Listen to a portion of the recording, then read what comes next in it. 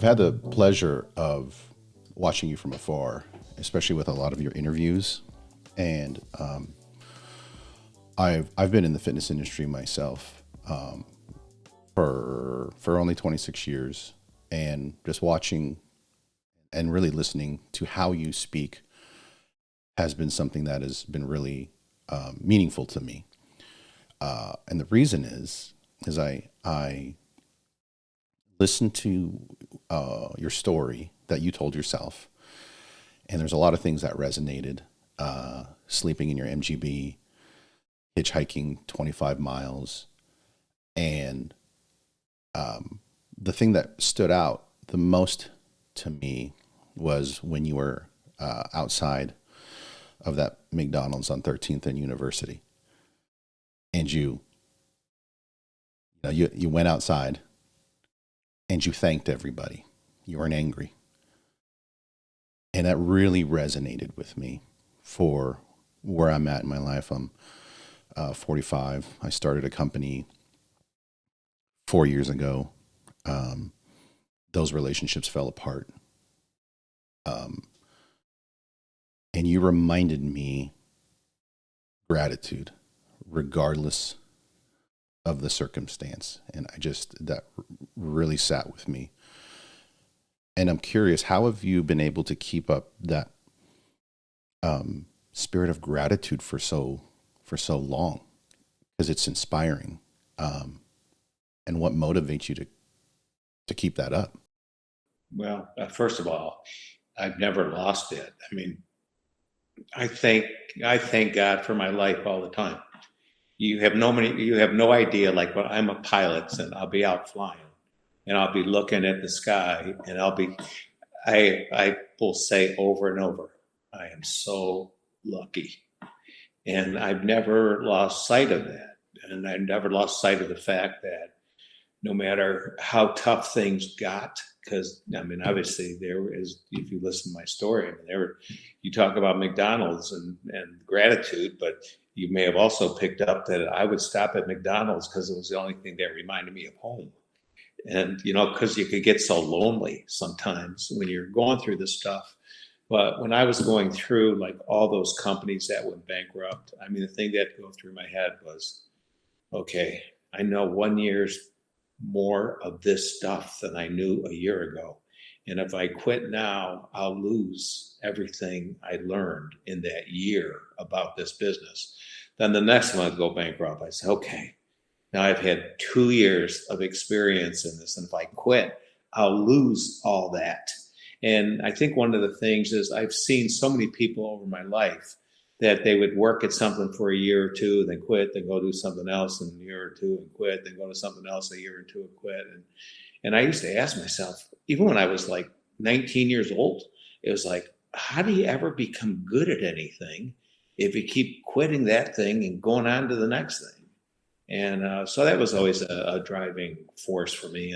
And also, I mean, I had a great family. So you learn gratitude.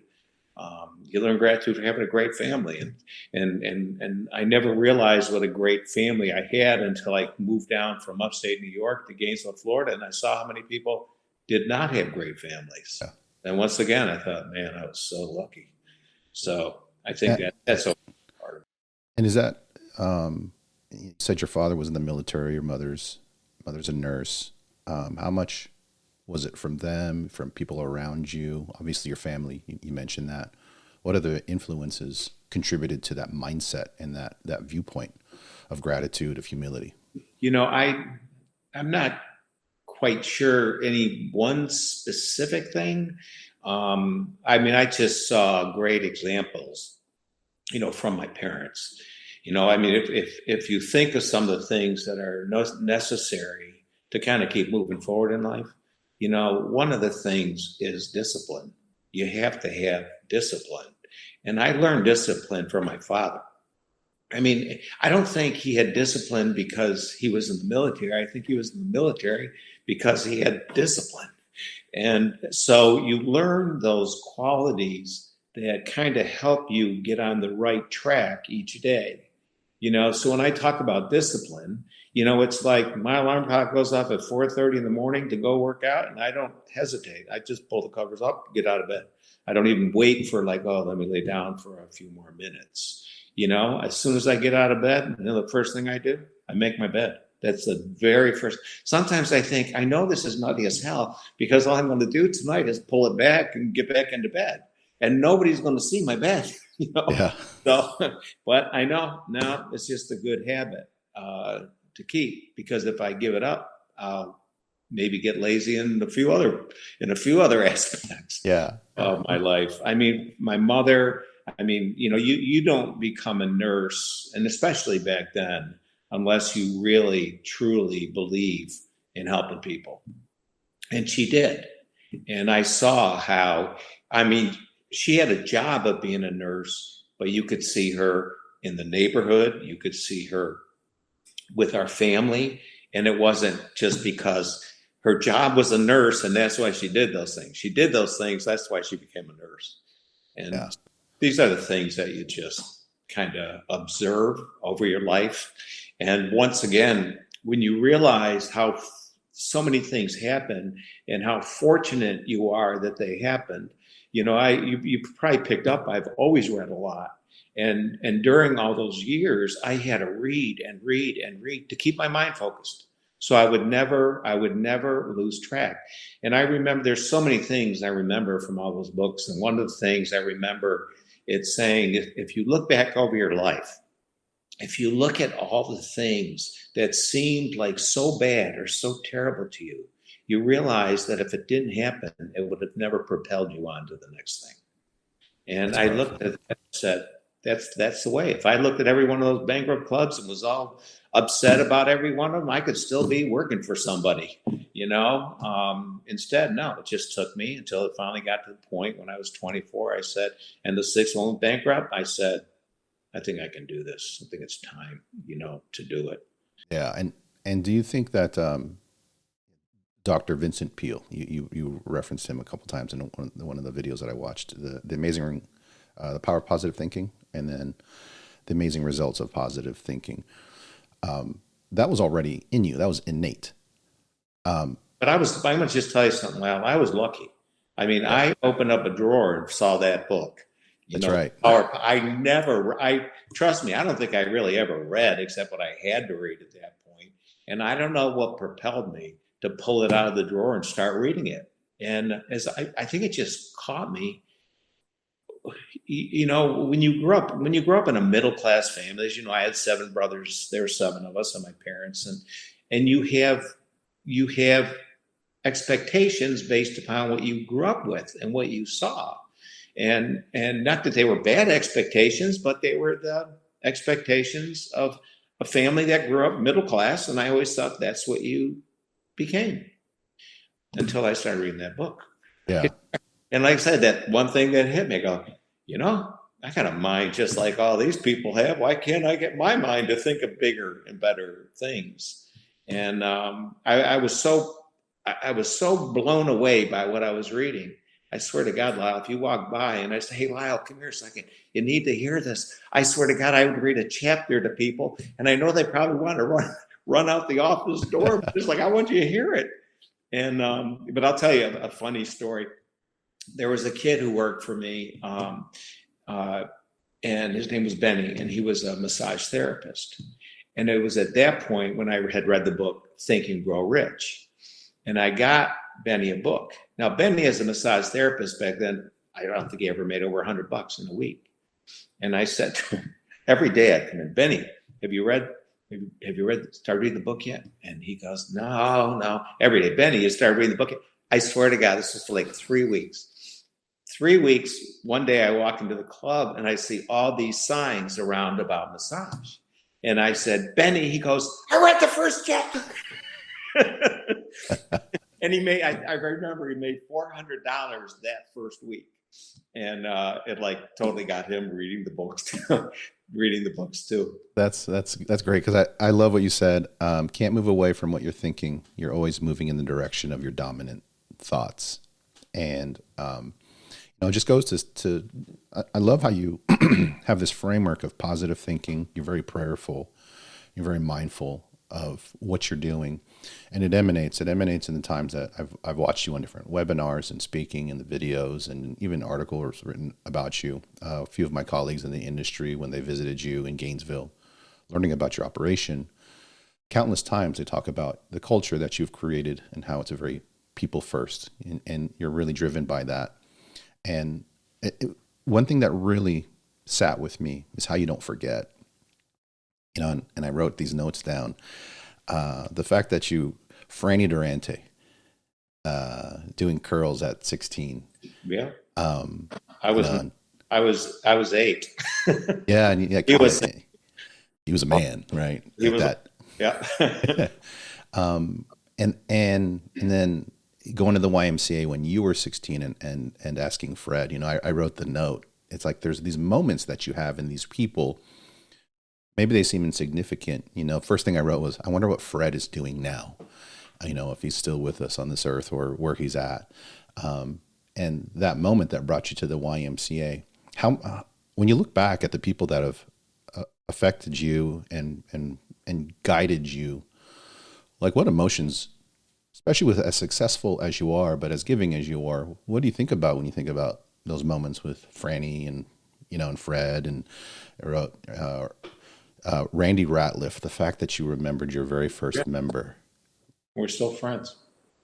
That's amazing to me. And when you look back and where you're sitting now, for guys like myself and up and comers, that body of work has that feeling of accomplishment. But I have a sense that your mindset is still to serve, to go forward. What are the thinking about those people mean to you, and how does that propel you to move forward? Well, first of all, I think when you look back over your life, you'll see there's a bunch of meaningful moments that seem so trivial.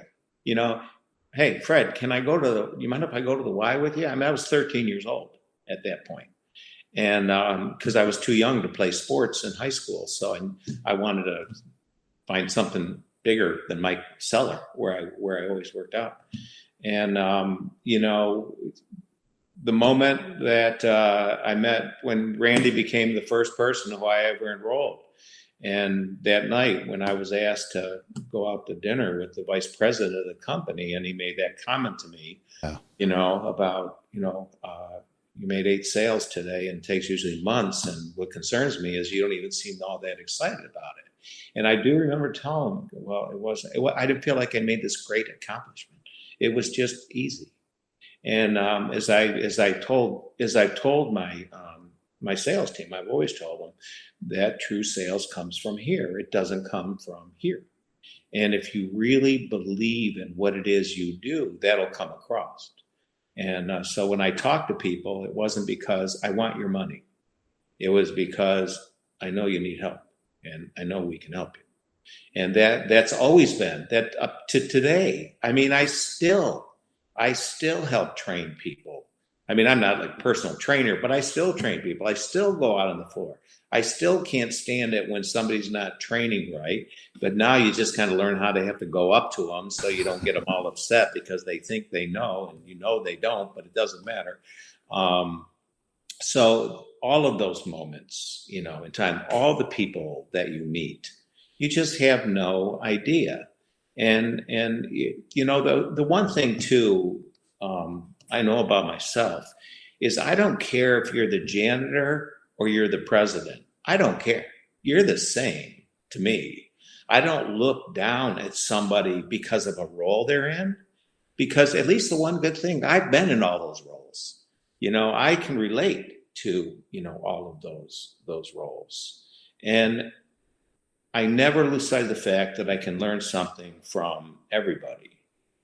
And it's like I was telling one of my new salespersons, she's really, her first month, she's doing phenomenal. Sweet girl. And I said to her, Eva, you've done a great job.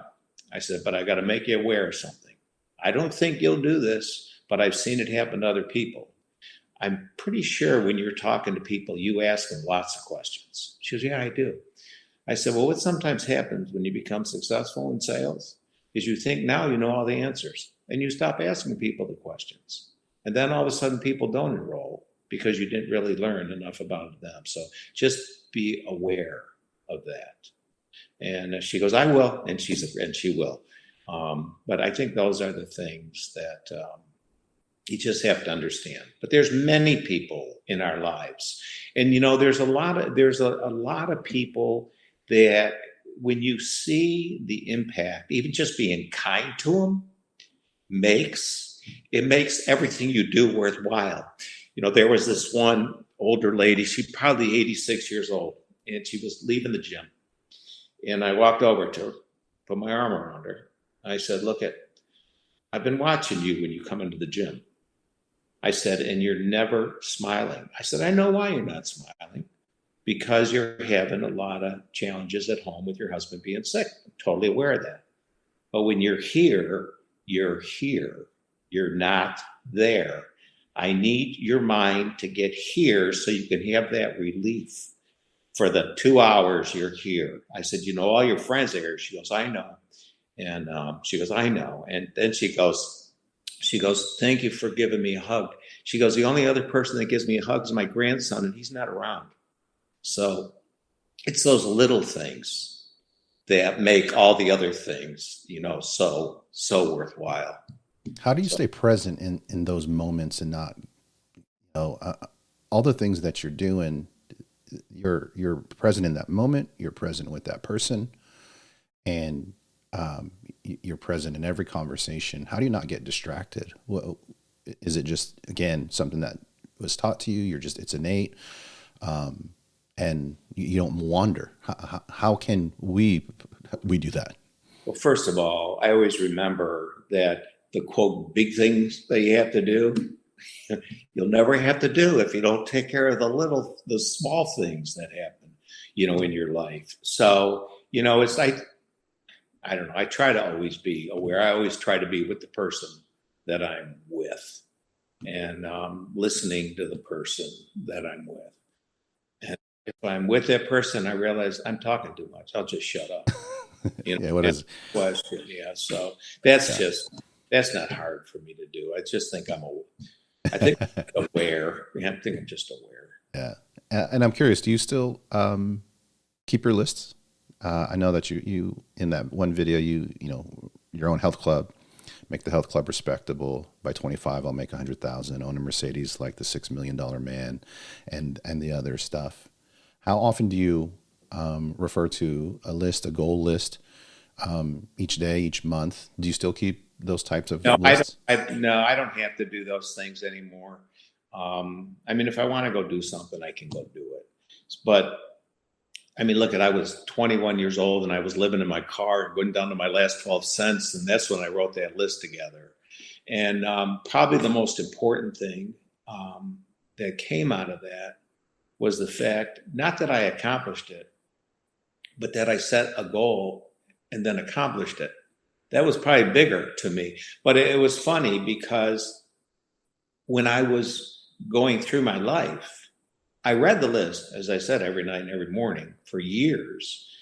But it wasn't like I was thinking, oh, I got to go do this now, or I got to do that now, except for starting my own club. When the sixth guy came to me, I go, maybe it's time for me to do the first thing on my list. Yeah. And by doing the first thing on my list, it kind of opened up the world for all the other things. It's just like when I said, I wrote down that I'll travel all around America and I'll travel all around the world. I never realized that people would invite me to go all over the world and pay all my expenses to go. I never thought of that, right? All I ever thought of was how to make my business better. But here's probably the biggest thing that it also taught me is that I could do it as a company.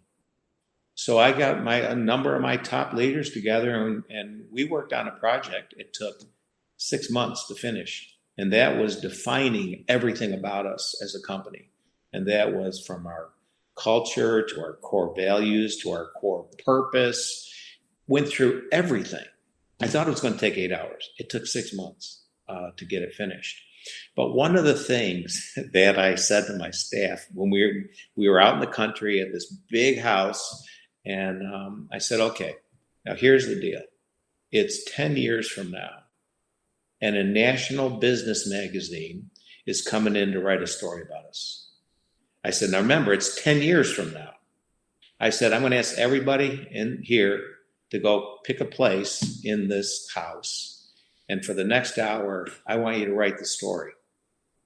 And remember, it's 10 years from now. It's not what we've done now. It's what we've done over the next 10 years. And they came back and they put out their list.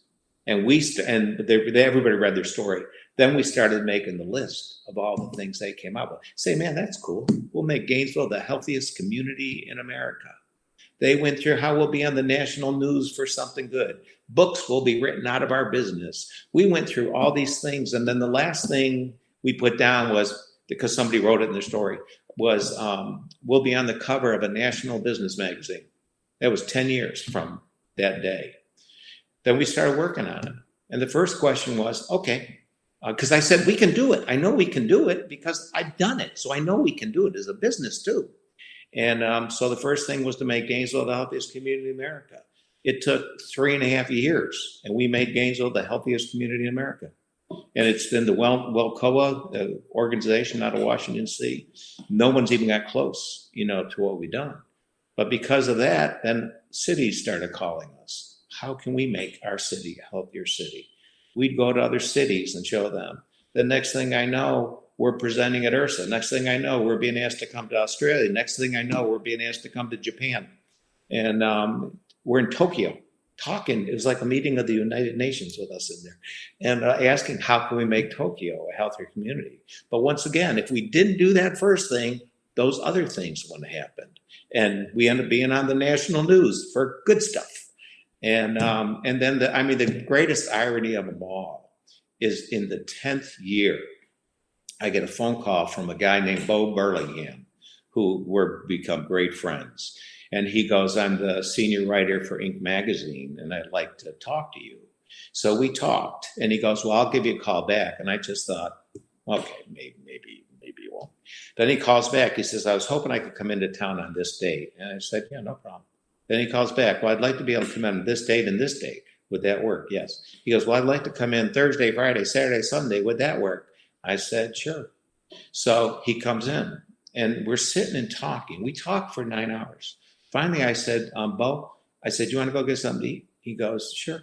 So we go and get something to eat. And I said, Bo, I'm just curious. Why are you asking me all these questions? He says, well, I'm writing the article for the August edition of the magazine. And I said, so are you going around to different companies? He goes, no, just yours. Okay. About a month later, I get a phone call. And it's calling from New York. I think it was New York. They want to send photographers down. I'm thinking, we got photographers in Gainesville. Why you guys got to waste all the money? Oh, no, we send our own photographers. And while they're doing all these pictures, I said, man, you guys sure do a lot for an article in a magazine. They go, no, this is the cover. Yeah. Cover in the 10th year.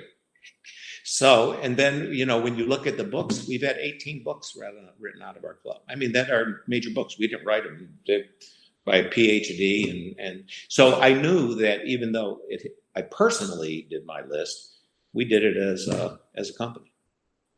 And I'm curious with all of the knowledge that you've been sharing and the things that you've been involved with, how is it that you find, is that your space where you find relaxation? You're doing what you meant to do, that you don't really need to get away, or do you have escapism a different way? How do you stay balanced yourself with how much you give? Oh, I don't even think about, Yeah. I mean, look, when I started in the industry, I had nobody to help me. I mean, there was nobody except books, and the books helped me. And the first time I was asked to give a quote speech, whatever, I was at a conference in Orlando in 1986. And the people who were running the conference came to me at 5:30. They said, Joe, our keynote speaker can't show up. He's supposed to speak at 6. And they go, do you mind talking? I remember I said, like, about what? He goes, well, about how you got started, in the industry. And I said, okay, but I have to go away for a half hour so I can think. How did I start? What were all the issues? And that's when I realized it was my mother, when I was 7. And so I gave that talk. And so what do you think happened? There's the editor of a magazine there in the room. Next thing I know, he says to me, I taped your whole talk. Next thing I know, my whole family was on the cover of that magazine. So how do you know how these things are going to happen? You don't know. But as far as what you refer to as giving, I just look at it as a natural part, of my life. But when I look back, I thought, I never had anybody that could help me. Maybe if I could help somebody else, then it makes me feel better. I think that's wonderful. And this might be more of a self-serving question because your wisdom, you've dealt with, and I won't say dealt, you've helped a lot of people. You've interacted with a lot of people. How do you work through those that disappoint you and still have the grace? Because you come up, just even in this conversation, watching your videos, you emanate this attitude of just empathy and compassion, and just sleeping on the couch, in your car, clubs going bankrupt, and there's a lot of other years. It's 2023. How do you maintain that ability to still thank everyone? Because that doesn't go away. And you said it right when we started. You still thank God every day for everything. How do you overcome those difficult moments when people you care about maybe disappoint you? Well, I think I'm fortunate. I can't even think back and think of all the people who disappointed me. I think if somebody makes some kind of whatever choice, in their life, you could always get hurt temporarily, but I don't let the hurt ever stay with me, because all you gotta do is, if you ever have somebody disappoint you, think through all the people that don't disappoint you. That would be 100 to 1. Yeah. So I don't ever let it stay, but I like I said, we talk about things that are fortunate. I've been through a lot of things in my life, and so a lot of things other people are going through, I can relate to. I've been through it. My youngest brother died a couple of years ago. I understand people who've gone through the issues that we went through with my younger brother. And so when they talk to me, I don't. It's not like I'm talking to them about something I just read about in a book. It's just like the other day, or yesterday. I got a phone call from a friend who has just met another guy. They were all at dinner, and one of the guys, he was just becoming a pilot. And James, my buddy, he calls. He goes, "Hey, I just met this guy. Seems like a real nice guy. He's learning to become a pilot. I was telling him about you. I told him about the airplane you have. He said that's his dream airplane." And he goes, "You mind talking to him?" I go, "No, not at all."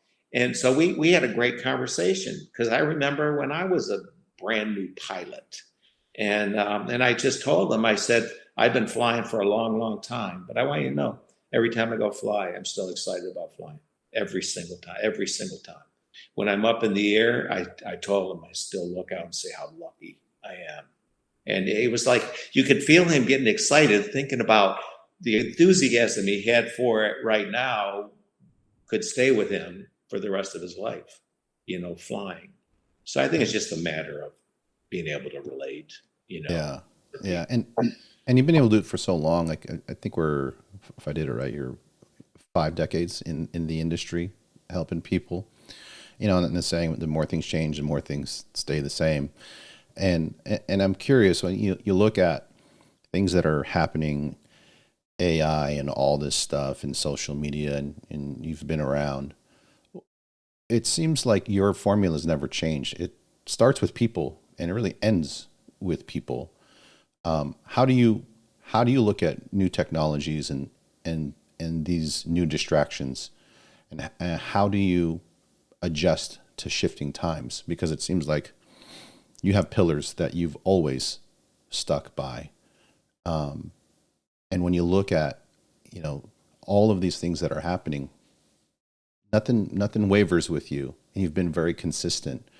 What do you attribute that consistency to? I still have to go back to, there's different components to your question, but the standards that we have in our company are the standards that we will keep inside of our company. I mean, you probably noticed I have a shirt and tie on. My whole staff wears shirt and tie.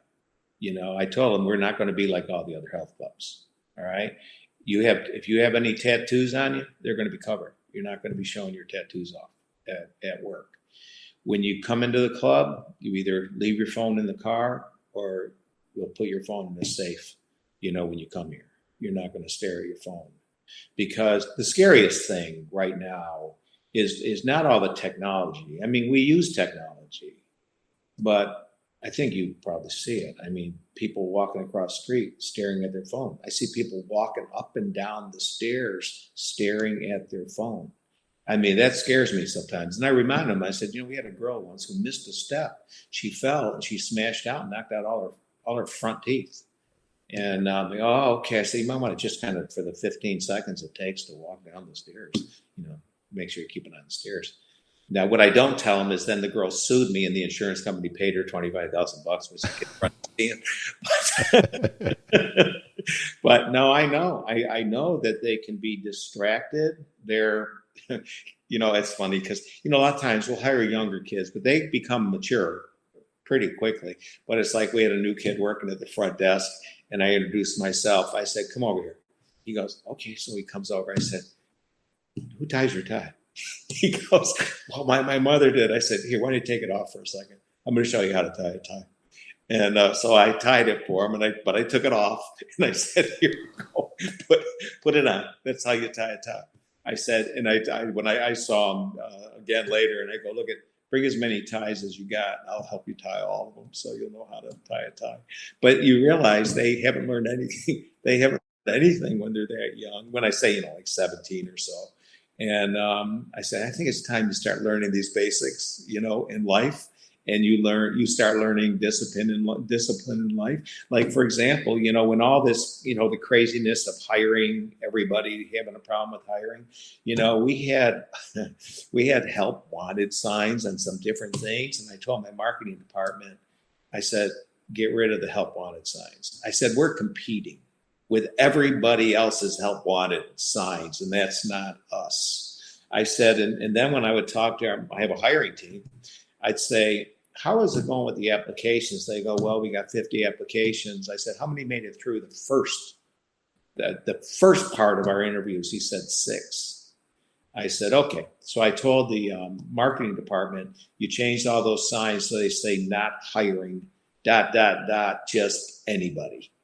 And That's awesome. Totally changed. I say now we get 50, and how many pass through? 36.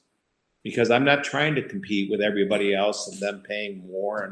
And that's not what I'm looking for. I'm looking for people who believe in what we do and understand that if you come to work for us, you're going to learn how to work like a professional. And so those are just some of the things. No, I think that's amazing. And I'm curious with all your success, what do you see in the horizon? You know, Ursa just happened. Did you go to Ursa, Joe? Yeah. What are you excited about for 2023 as it pertains to just your clubs? Well, let me just tell you this, guy. I you know, and this is stuck in my head too. Success is a course. It's not a destination. Yeah. Never, you know, so when someone says you're successful, I let that just go right over my head, because you can look, once again, I learned this when I was 24 years old from somebody who I respected.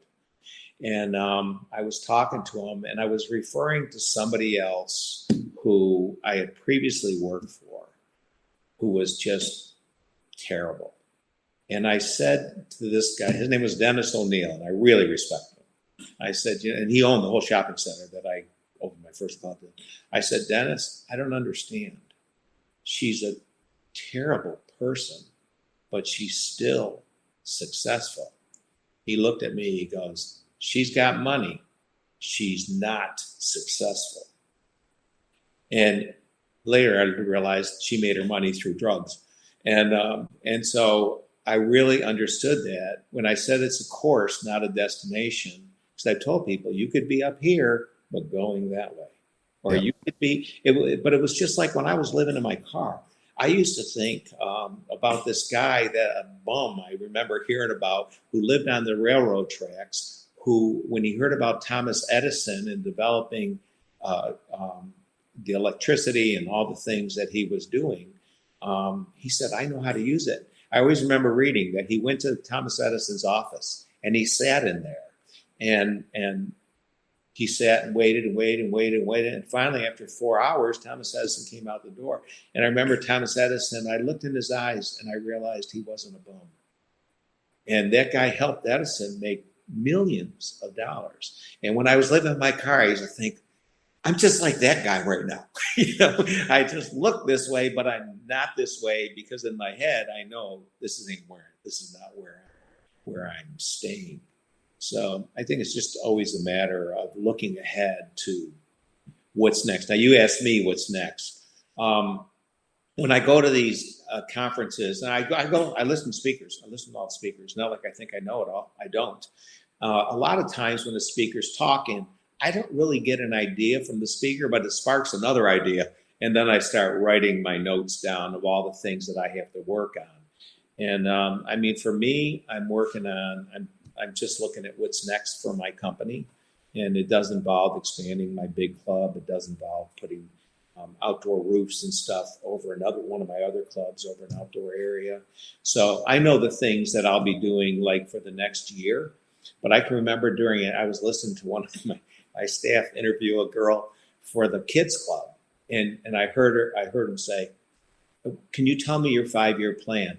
And I'm in my office thinking, damn, I don't even have a 5-year plan. 5-year plan. I can maybe go out a year, but things change so much that you have to kind of be ready to make changes and adjustments too. But you also have to know when not to make changes and adjustments. And I'll give you an example. So many people are saying, well, so many people are involved in strength training right now after the pandemic. We need to get rid of the cardiovascular equipment. I said, a lot of times you can take a temporary situation and think that's permanent, but it ain't permanent. And I think it's just my architect, great architect, Rudy Fabiano, and I that both agree that you probably shouldn't move too fast on changing everything because of a temporary situation. So it's a matter of thinking, planning. A lot of it, it's funny. A lot of ideas that I get is because I just sit and stare into space. And I'll give you an example. When the pandemic hit and everybody's talking about how can we train outside and what kind of things can we do, I swear to God, I'm looking at my parking lot. And I got a big, big, big parking lot. And I swear to God, for 8 months, I'm staring, saying, where could I do it? Where could I do it?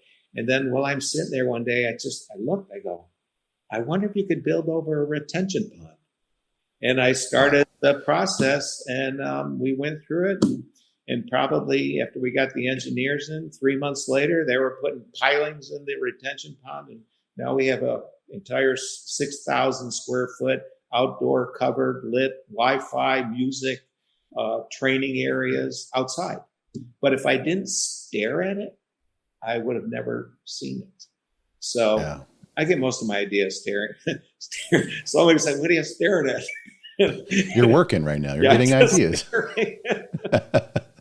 No, that's great. And as you have worked with a lot of leaders and trained a lot of young people, anybody, it doesn't really matter. What are some of the things that really resonate with you in terms of traits? And this is more for those that are listening that are coming up in the industry that aspire to do things that you've done. Clearly, there's an empathy aspect, listening, and having character. What other traits are you looking for the next leader for Gainesville or for any other company you're involved with? First talk about how you can develop inside the industry. And this is where also I was fortunate. When I read the books, the Think and Grow Rich books and all, you'd learn about mastermind groups, and you'd learn about some of the most successful people through history and how they connected and stayed in touch and talked. And in 1995, I was asked to go to a meeting where they were starting these Rex groups, roundtables. And so I went to it, and they asked me to be part of it. you almost had like audition. But I sort of, the only thing that was going through my head was the Woody Harrelson comment. He goes, "I'd never join a club that would have me as a member." But I decided, okay, well, I'll get to become part of it. I'll become part of it. And so what happens is you have a group, 12, 13, 14, 15, 16 other people talking about their issues and talking about their ideas. And you get to share stuff you're working on. And I mean, I'll give you once again, I don't know how much more time you got, but I mean, Blair, 2011, he mentioned a book, and it was about department stores, and it was called The New Rules of Retail. And I thought, well, let me get it. I'll read it. So I started reading this book, and it's about all the challenges department stores were having with all the boutiques that were opening up and taking away their customers. And I called, I kind of picked up, you know who Rudy Fabiano was? Yes. Okay. So I called Rudy and I said, Rudy, I got to tell you about this book I'm reading. I said, I want to tell you about how they talk about boutiques. I said, because I think it's something that's going to impact the health clubs too. And he goes, I'm intrigued. I said, do me a favor. Go into New York City, go to the new Bloomingdales, because they talk about that in the book. And, walk around Bloomingdale's, but look at it like it's a health club, not a department store. And he called me back and he goes, this is very interesting. So we started discussing different concepts. Well, it just so happened that I was asked to speak in London, and I was there for like 5 days. On a Wednesday, I remember the Wednesday, I didn't have to speak. I spoke Monday, Tuesday, Thursday, Friday. And so I started walking down the street and I see this department store called Selfridges. And I thought, let me go and take a look at it. I walked inside it. While I was inside that store for 6 hours, I took pictures of everything. I sent stuff to Rudy. It was everything I even imagined of building boutiques inside of the store. I mean, you'd walk in the store, massive store, and it's got a complete store of Chanel, Prada, Gucci, all different looks. And I was thinking, man, you could pick up one of those stores, put them on the street corner, and it would still be a complete store. Yeah. And so, you know, it's funny, when you start focusing in on something, all of a sudden, all these other things just happen. So I guess what they call serendipity. So I come home, right? And I turn on the TV and it's PBS. And it says, coming soon, The Secret of Selfridges. The whole history, the whole store. What? So I watched it, and then I immediately ordered 3 DVDs. And I got it, and I sent it to Rudy. I said, Rudy, now you'll see what I'm talking about. And he goes, that's really cool. And I said, look, we're going to start doing it here. And so in 2012, I did a 12,000 square foot addition to the club. And from that addition on back, remodeled every single inch of the club and built multiple boutiques, you know, inside. Yeah. But if I did, once again, if Blair didn't mention it, if I was in the round table, if Blair didn't mention it, and I didn't pick up the book and start reading it, I mean, people would ask me, how much did the book cost? I said, well, by the time I was done, $11 million. And anyway, that's the value of being in a roundtable group. Yep. And I'm not trying to pitch Rex, but I'll pitch it out there. Yeah, it's absolutely. A great organization, you know, to be part of. And a guy named Eddie Talk has put these together. And it's like they just started a special one for women, just for the women entrepreneurs. And, you know, I had a number of my employees I brought out to Ursa. And one of my employees, who's just become a manager of the Women's Center, she goes, Joe, would you mind if I get into one of the round tables? And I said, no. I said, Allison, who's building that round table, she's already finished one. I said, but she's developing the second one. So I already told her, I said, Emily, I've already told her, get in touch with me when she gets it together so we can put you, you know, into a round table also. My general manager's in the round table. I'm in the round table. Yeah. So everybody can be getting diverse, you know. And it's that constant knowledge, right? It's and that's a common theme that you talk about is learning from others and and it doesn't matter. Even right now, you said you can still learn. Oh, heck, And, yeah, absolutely. So I've yeah, never point where I say I figured it all out. I haven't, because there's always new stuff, that comes up. But no, you got to keep learning, and you got to keep thinking, and you got to keep hearing different ideas, and and this way, because like I have a meeting with all of my leaders every Monday morning, 10 of them. Every Monday morning, I have for years and years and years and years. And people say to me, "Well, how do you have enough stuff to keep going over?" I said, "Well, usually the meeting I plan it from 8 in the morning until 10 in the morning. A lot of times it goes till 10:30 or 11. So yeah, there's always ideas. There's always things to share."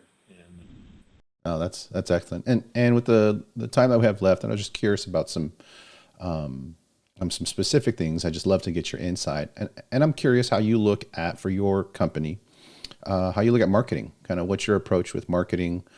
I know it's a broad question, but kind of what's your philosophy to market your brand, your product, and your services?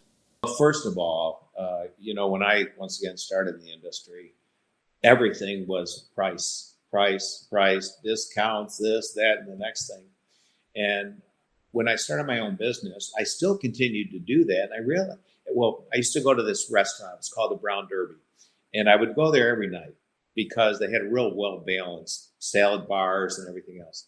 And one night I was sitting in there and I asked myself this question: why do I keep coming back to this restaurant every night, really, for dinner? And then I answered the question: well, the food is good, the staff is nice, and the price is fair. And I said, why can't Health Club do the same thing? And from that moment on, never another discount, never another special.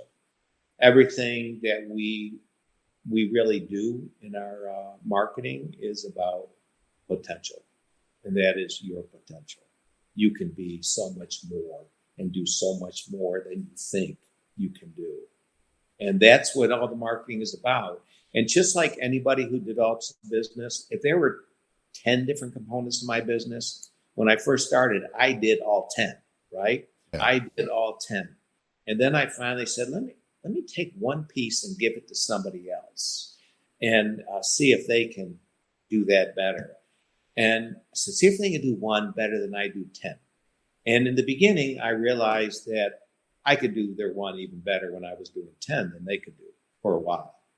Then they started growing. Then I had to teach them how to let other people do things in their department. Eventually, I got to the point where there was only one department that I didn't let go of, and that was marketing. So I handled all of the marketing. And then one day I looked at it and said, if I'm going to develop my company, I have to have somebody else manage all the marketing. Now, one thing about my organization is there's nobody I hire from the outside. They all come from within my company. Well, how do you grow a marketing person? I took one of the girls who's she's now worked for me for 39 years, sharp as can be, smart as can be. And I said, Debbie, she goes, yeah. I said, you're going to be becoming the marketing director. She goes, I don't really know anything about it. I said, I know. I bought a whole course on it. So we must have watched. There's a guy named Chet Holmes who had a phenomenal course on marketing. We must have watched it 14 days in a row for like 6 hours a day. And at the end, I said, do you think you got it? She goes, yeah, I think I got it. That's awesome. So now she's got 4 other people working in her. There's 5 altogether working in that marketing department. That's amazing. That's amazing. It just reminds me. I learned marketing. I played baseball in junior college, and then I got into the gym business. And for one of my jobs, I didn't know marketing. I was supposed to help with marketing, so I'd watch videos on marketing after work from 8 p.m. I had a newborn son. From 8 p.m. till about 1 p.m. I do about 3 or 4 days per week. And from that, I learned how to hand code website, all that stuff. And like you said, you don't know what's happening at this moment. Maybe it's significant, but that led me to starting my first marketing agency. Right. And so it's really, I can resonate. Like, what am I doing? I'm just watching these videos, and here we go. And it led to this. And I'm curious. And again, thank you so much for your time. And just a last couple of questions. For for those that are these entrepreneurs out there that are listening and watching, what do you feel is maybe the one or two things they should be doing every single day, as habit to get closer to their dreams and their aspirations? Well, the first thing is to never forget why you do what you do. All right. Look at that drives everything. I'll tell you another quick story. I Of was helping course. a table in Italy, and I showed before I said, look, I need to learn about you guys. And so I showed that fortunately, the Simon Sinek was subtitled in Italian. So I showed it to, there's probably 12 guys. And at the end, I said, now I want to go around the table because I want you to tell me why you do this. And I remember going around the table, but there's one guy I never forgot. His name was Johnny. And Johnny goes, well, when I was growing up, I was always small, so much smaller than my friends. And he said, I knew I was never going to impress anybody with my physical prowess. So I decided I had to become the best in the world at something. He said, so I became the world kickboxing champion. And he said, so the reason why I do what I do is so I could take other young people and teach them all they're capable of becoming. And I thought, that's perfect. And so I'm going to tell you, number one, know why you do it. And if you never lose sight of why you do it, never let the money, if you start making money, never let that take you over. Money is a tool that allows you to make your business better. All right. And something to always remember too, because it always happens. Okay. You start with nothing, you create something. Now you got something, and now you're afraid to try the next thing because you don't want to lose, what you got. So you got to always remember, keep moving on, to the next thing. But the other thing too is to remember most of the great things you'll accomplish in your life are with the help of other people. And so even when you have great ideas that you believe are great ideas, share them with the people that you are closest with. I don't necessarily mean like share them with your family who will tell you you shouldn't do that because they're scared that maybe you'll fail. Their intentions are good, but that's not the people I'm talking. I'm talking about the people who are in your organization. Say, okay, I got this idea. I just want you to think about it a second, and I want to get your feedback, the good, the bad, the ugly, and then we can decide from there how to move forward. Some things you'll find that your staff will not agree with. And I could take you back to when televisions were first being introduced on cardio equipment. It wasn't attached to the cardio. It was separate from the cardio. Yeah. And so I got all the information on. I talked to my staff about it. Oh, why would we want to spend the money on that? But I knew it was the right thing because I knew it was going to happen. Over time, I thought we should get involved first. Well, we didn't get involved first, but the Houstonian club did. So I packed them all up. We're going to Houston. So we went to Houston. And so we went out there, and Herb Lipsman, who was a friend of mine, was the general manager. And I said, Herb, do you mind if my employees go talk to your people and who are on the cardio? And he goes, no. So they went back and they get together and say, we got to put this equipment on our machines. Because, see, the reason why you want to get them being part of it is so that when you start doing it, you don't have people bad-mouthing behind your back what it is you're doing. Yeah. So, I share it all, with them. And, a lot of the ideas I am going to get, they're maybe not going to get because that's not, they're thinking about what we need to do in our department to make it work. But, my general manager, he's very good in the tech world. And he'll come to me and he'll say, I'm thinking about doing such. I said, man, sounds great. Go ahead. And he can create, all of that. That's not where my strengths lie. But he's got the ideas. We share them. We talk about them. I said, one thing you might want to think of is when you set up this display, you set it to look more like this because it's easier to understand than the way you're looking at it right now. And he'll look and goes, yeah, you're right. Collaboration. Yeah. So working with the team, not fighting with the team. Yeah. Last thing I want to ask you, I'd love to ask you many more things, but when you look at an obstacle or an opportunity, I'm curious, what question should we be asking, or what question do you ask? Is it the same question for an opportunity, for a challenge? Do you run through a few in your mind to determine how to when I overcome? Well, when I look at something that I've got to do, if there's somebody who has more experience in that, I'll call them or I'll sit down and talk with them. You know, it's like when I get ready to do a big expansion, I have an idea. I say, Rudy, I want to share this with you. Now, you think this will work? He goes, yes. Then I got to call in my general contractor, and who I've worked with for 30 years. I said, John, what are the steps that we need to go through? First, he goes, we need this, this, and this. I said, can you start the process to do it? And then he can do it. Then he can get with me and we can go through the things. But no, I have no problem like going to people who have, who have the knowledge. I don't mind finding Mr. Obi-Wan Kenobi and asking him questions if it's something beyond my scope. But with a lot of things, like I said, you can pull up YouTube and watch a lot of things to get a real good understanding. Yeah. Or keep reading books and keep getting a good understanding. But you got to keep searching outside yourself.